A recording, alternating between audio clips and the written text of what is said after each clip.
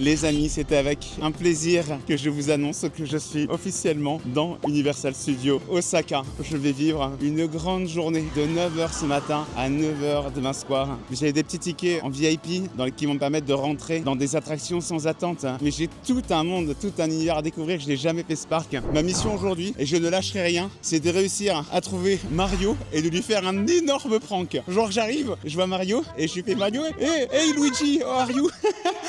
Comme ça, il va être confus. Bref, je suis un énorme fan de parcs d'attractions. Je vais vous présenter ça du mieux que je peux. Je vais essayer de faire vivre ma journée avec tout mon cœur, toute ma passion, parce que c'est vraiment quelque chose que je chéris. C'est pas quelque chose que j'aime bien, c'est quelque chose que je chéris au point de partir tout seul à l'autre bout du monde pour pouvoir le faire. Voilà les copains, je sais pas du coup quel chemin je vais emprunter. Je vois par ici une montagne russe et c'est évidemment là que je vais me diriger en premier. Donc du coup je m'essouffle parce que je suis en train de tracer, parce que j'ai cru comprendre que les attentes étaient un peu vénères et comme mes entrées rapides, elles sont dans l'après-midi. Pour l'instant, j'aimerais bien aller me faire une petite montagne russe qui tabasse. Je vais vivre ma meilleure life, les copains. Ça, c'est moi qui suis en train de vous dire un truc assez important. À partir de maintenant, quoi qu'il arrive, dans ma vie, il pourrait se passer plein de choses. Je pourrais rentrer, prendre mon avion et mon avion, il pourrait se crasher. Ne me pleurez pas. C'est bon, il n'y a plus besoin. Il n'y a plus besoin de me pleurer. Moi, j'ai fait ce que j'avais à faire dans ma vie. Je suis à Osaka, à Universal. Il n'y a plus de projet après ça, moi.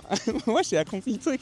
En vrai. Si, il y a un truc en plus. Si, le dernier truc qui fait que je vais peut-être essayer de résister encore un peu. J'adorerais atteindre les 100 000 abonnés sur YouTube. Et pas juste pour le principe, juste parce qu'il y a une vidéo de moi, Rebou, qui crée ma chaîne il y a 6 ans. Et je dis, ah ouais, moi je vais me mettre sur YouTube et tout, et je vais tout faire pour les 100 000 abonnés. Et 6 ans après, je suis encore sur les réseaux et je me bagarre. Alors venez me donner le petit coup de pouce parce que je me donne. Attendez, mais c'est le giga cheat code, je suis en single rider moi tout le temps. Ce qui fait que genre les temps d'attente qui vont hyper réduits. En gros, je vous explique, dans les parcs d'attractions, vous avez donc vos trains pour les montagnes russes et ils ont chacun des wagons. Chacun de ces wagons, il peut accueillir un certain nombre de personnes. Disons par exemple, pour l'exemple, que chaque wagon peut accueillir 4 personnes. Et quand vous avez un groupe de 3 qui arrive, c'est très compliqué de trouver une personne seule qui vient compléter ce wagon. Donc ce qu'ils ont fait, c'est qu'ils ont créé une ligne spéciale pour les gens qui sont tout seuls pour venir compléter certaines attractions. Et du coup, ça permet d'avoir un temps d'attente qui est réduit de zinzin. Et ben moi, comme je suis tout seul là, j'ai profité de ça. Regardez-moi ça. Ah mais si, c'est un fly. Je vous avais dit que non, mais si, c'est un fly. C'est juste qu'il y a des retournements. Regardez, les gens, ils sont à plat ventre. Zoom, Marceau. Marceau, zoom. Montre-leur, zoom, Marceau.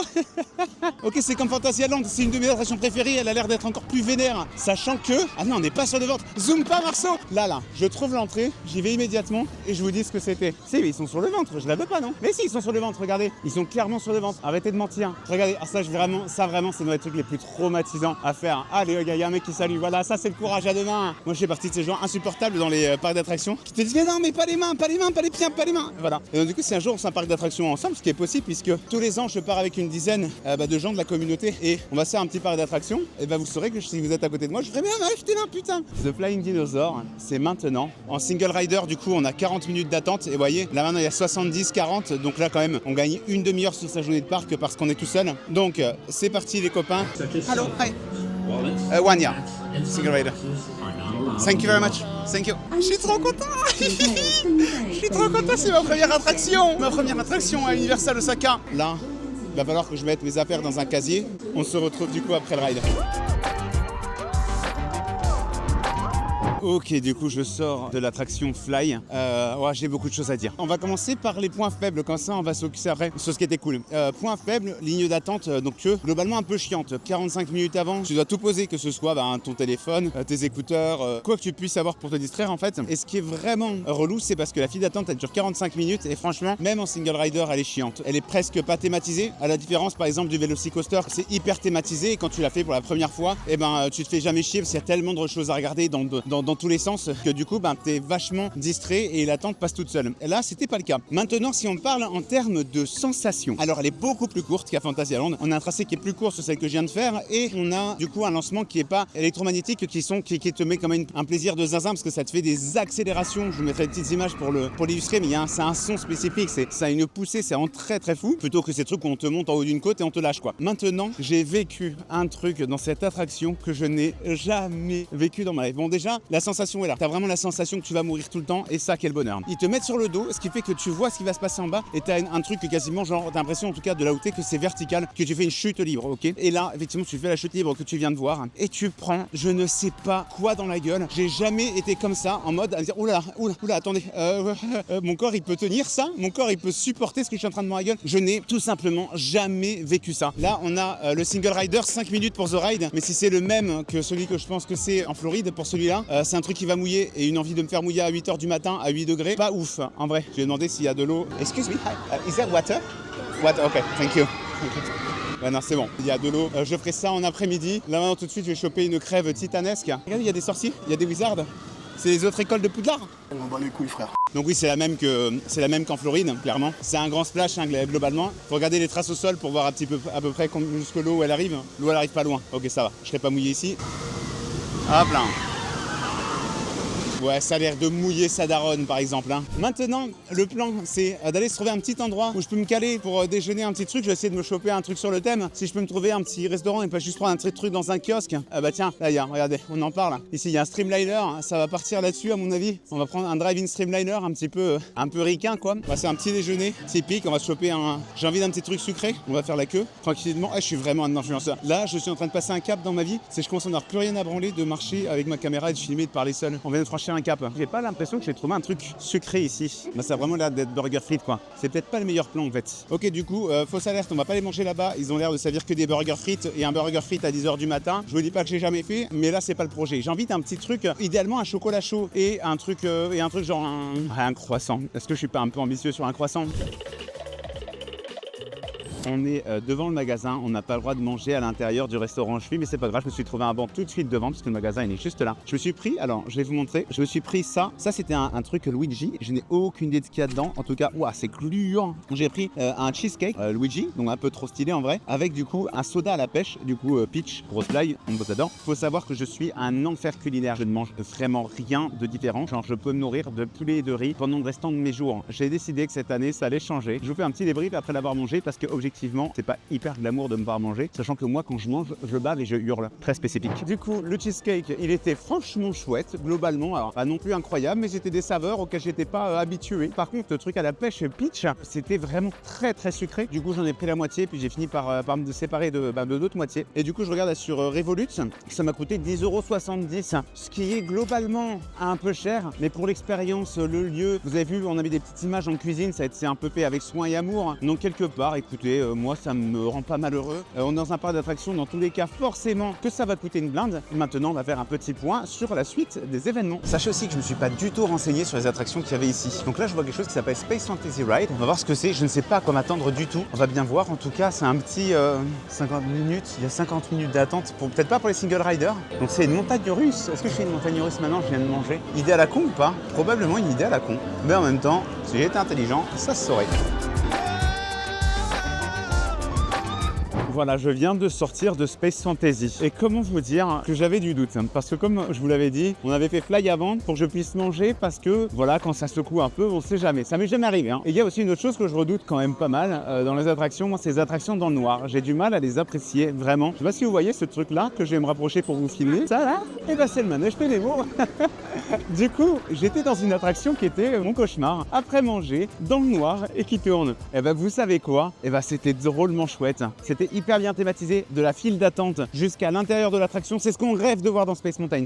Très immersif, un peu dans le monde enfin, on est dans l'espace et c'est un petit peu un voyage stellaire. La thématisation, la musique, les lumières, les animations, tout faisait une jolie synergie. Et ça a donné vachement de bonheur. Oh waouh, attendez, je viens d'arriver devant cet endroit-là. Là. C'est ça, c'est l'entrée du Wizarding World. C'est incroyable. Ah oui, c'est forcément Harry Potter.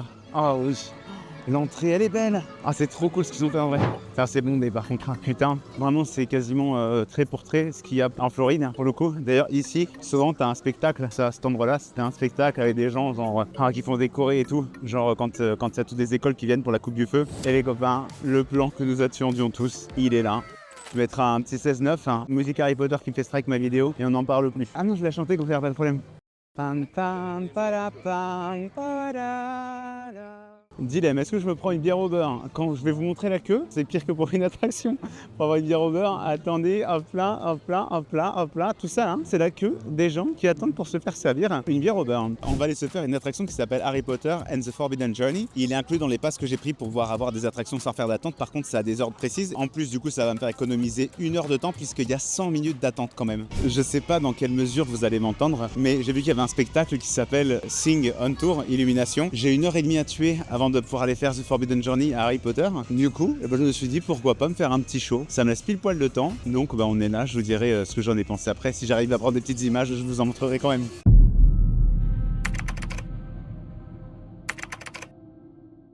les mots vont être sincères, mais les mots vont être durs. C'est une paralysie du sommeil, le bordel. C'est vraiment, c'est pas bien. C'est-à-dire qu'il y a un moment, il y a Babar qui faisait du dubstep, tu vois ce que je veux dire? Moi, c'est une hécatombe. Je vous le dis, c'était une hécatombe. Tout peut pas être bien en même temps. Et ça me fait une histoire à raconter. Donc j'en suis d'autant plus heureux. Ok, je suis dans la file d'attente. J'ai l'impression que c'est effectivement, on arrive directement au locker. Je vais devoir laisser la caméra, le micro, tout ça pour pouvoir embarquer. Je vous raconte ça dès que j'en sors. Comme d'habitude, je vous mets des images du ride qui sont récupérées. Que dis-je, volées sur une autre vidéo. Des bisous.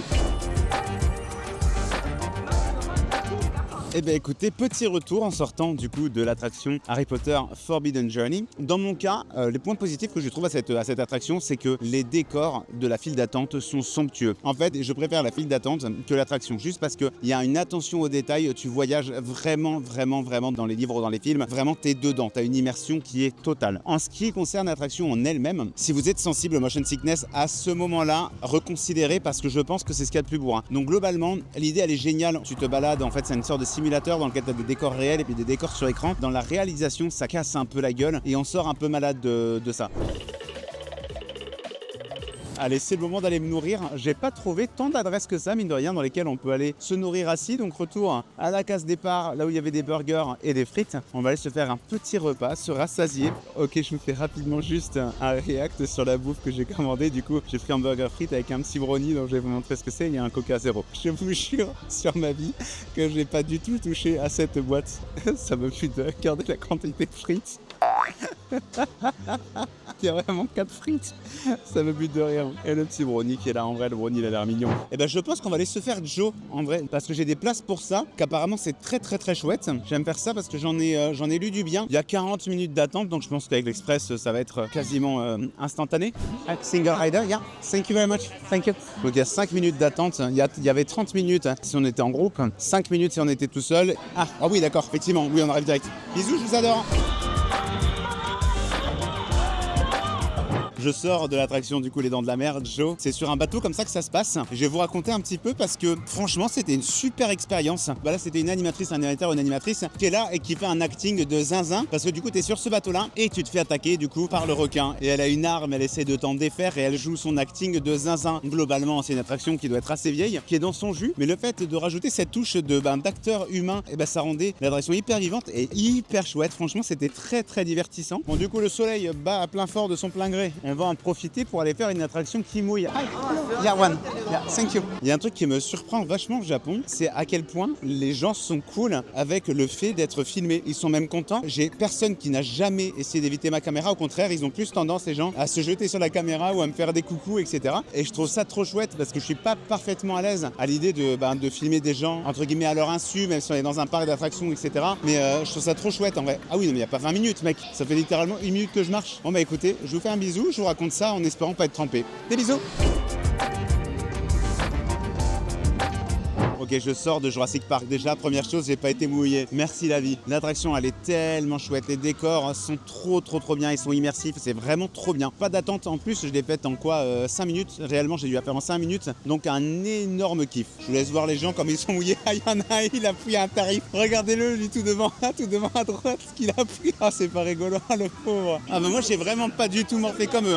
Flash info qui nous arrive en direct d'Asie. Je voulais vous faire savoir que la règle des urinoirs chez les hommes s'applique aussi en Asie. J'étais là dans un urinoir et je vous dis, littéralement, on a toujours l'espace de 1 sur 2 d'occupation. La personne a attendu derrière moi qu'il y ait un espace sur 2 qui se libère. Je vais me diriger tout de suite vers Waterworld puisqu'il y a un show à 4h30. C'est d'environ 1 heure, sauf que je dois avoir 10-15 minutes de marche et ils m'ont dit qu'il était très prisé. Alors il vaut mieux arriver un peu en avance si on va avoir des bonnes places. Et ensuite, après le show, je vous débriefe et vous aurez ensuite la joie de découvrir avec moi le land Nintendo. Vraiment la raison globale de ma présence ici, c'est vraiment ce land. En plus, avec un express pass pour une attraction Mario Kart là-bas qui est aussi hyper prisée. Il y a aussi une attraction Donkey Kong. Je crois que j'ai pas de place aujourd'hui, mais j'en ai une demain en express.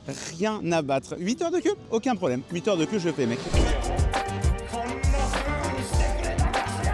Eh bien écoutez, je sors du show, c'était une dinguerie absolue. En gros, ce qui se passe, c'est une sorte de forteresse dans l'eau. En gros, une forteresse qui est dans l'eau, pas sous l'eau, mais dans l'eau, entourée du coup de barricades qu'on voit derrière moi d'ailleurs. Et puis dedans, grosso modo, c'est de l'eau avec des sortes de tours, des tours de guet, etc., une petite plateforme, etc. C'est un spectacle de zinzin, un spectacle d'action avec de la pyrotechnie, avec des acteurs qui font des dingueries. Beaucoup d'actions de qualité surtout, vraiment rien de bâclé. C'était très soigné. Les décors étaient magnifiques. Honnêtement, il y avait de l'action tout le temps. Il y a plein bourré surprise. Il y a jusqu'à un avion qui atterrit dans l'eau directement. Enfin, c'est une dinguerie. Vraiment un spectacle de fou qui rattrape largement celui qu'on a fait ce matin. Donc on se retrouve dans le Nintendo Land pour une découverte de fou pour finir cette journée ensemble. Les copains, je vois l'entrée qui se dessine. J'en ai vu des vidéos de cette entrée. En plus, direct, je vais pouvoir faire une attraction parce que j'ai un fast-pass. C'est une attraction Mario Kart et on va se jeter dessus. Hi, hello. On va se jeter dessus directement. Aïe, regardez-moi ça, les bébous.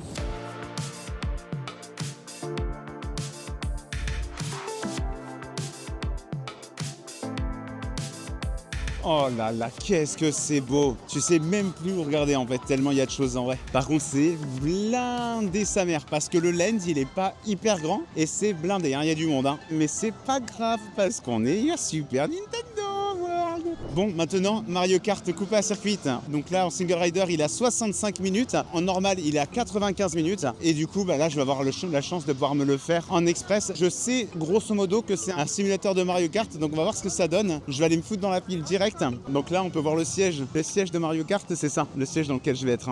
Hello, one. Yeah. Thank you very much. Thank you. Oh là, mais la thématique de la queue est absolument incroyable. Ça, typiquement, c'est le genre de ligne, c'est le genre d'attente que je peux faire sans trop de mal, en vrai. Regardez-moi, il y a du détail partout. Il y a des choses à regarder aux quatre coins de la file d'attente. La file d'attente, c'est une attraction à elle toute seule. Hi, thank you very much. Thank you. Donc, il me donne ça. Je ne sais pas ce que c'est. Ça a l'air d'être des lunettes. Vraiment, là, on est en plein dans une de ces journées où je me demande pourquoi je suis youtubeur et pas mannequin. C'est dégaine.